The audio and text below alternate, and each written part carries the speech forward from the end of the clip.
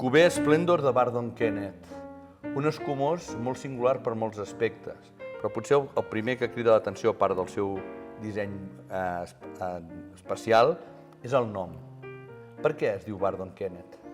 Mira, això hi ha molta gent que ens ho pregunta. Realment és un nom que no és català, però té la seva raó de ser. Daniel Bardon Kenneth va ser una persona que va viure aquí mateix, on estem ara, fa més de 200 anys.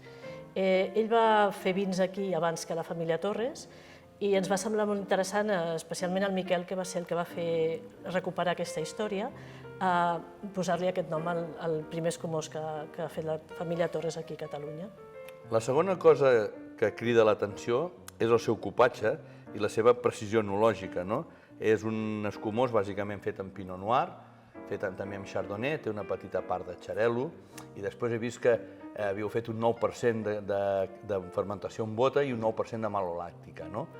Per què heu fet aquest procés per fer aquest escumós? Doncs mira, la veritat és que la Mireia Torres és la ideòloga una mica, la que va definir com havia de ser aquest escumós. Ella tenia molt clar que volia fer un vi molt elegant, molt fresc, amb un bon potencial d'envelliment, i llavors vam buscar parcel·les pròpies, perquè també era un requisit de la família. Llavors, amb aquestes parcel·les que vam estar estudiant, les varietats més dominants allà eren Chardonnay, Pinot Noir i una miqueta de Xarel·lo. I llavors també vam estudiar molt quin percentatge de malolàctica, o sigui, vam fer molts estudis. És un escumós fruit d'una investigació prèvia important. De fet, ara tastant-lo, és un escumós que és molt elegant, perquè té aquest molt bon equilibri entre la fruita, l'acidesa, però també la llarga criança, perquè realment es nota que ara ja té una criança certament important. Era aquest l'objectiu, buscar un escumós gastronòmic? Sí, jo crec que des del primer moment es buscava un tipus d'escumós com aquest, que combinés molt bé amb molts plats i que pogués acompanyar bé els àpats i fer-te disfrutar d'un bon menjar. Sí. Fantàstic.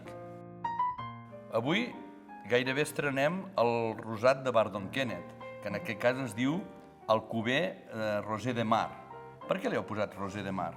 Doncs mira, perquè Daniel Bardon Kenneth va ser, abans d'establir-se aquí a Agulladols, va ser un comerciant i un navegant que va anar a la Índia i a molts llocs, i una mica és el record del mar, el nom, i també si veus l'ampolla també et recorda les onades. Sí, sembla que fa com una petxina, Exacte, i una mica també és un homenatge, aquesta persona és un element més de l'homenatge.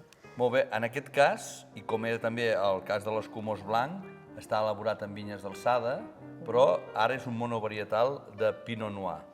Per què vau decidir fer-lo un monovarietal de Pinot Noir?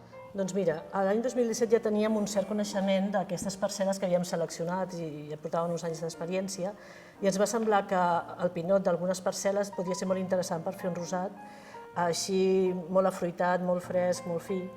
Havíem fet alguna prova anterior i al final, el 2017, es va decidir treure al mercat elaborar aquest mercat. Hem fet molt poques ampolles perquè és un producte molt petit. Realment és un perfecte equilibri entre la frescor i la criança. La veritat és que sí, també ens agrada molt aquesta bombolla tan fina, aquesta cremositat que dona. És ideal. Moltes gràcies. A tu, Ramon.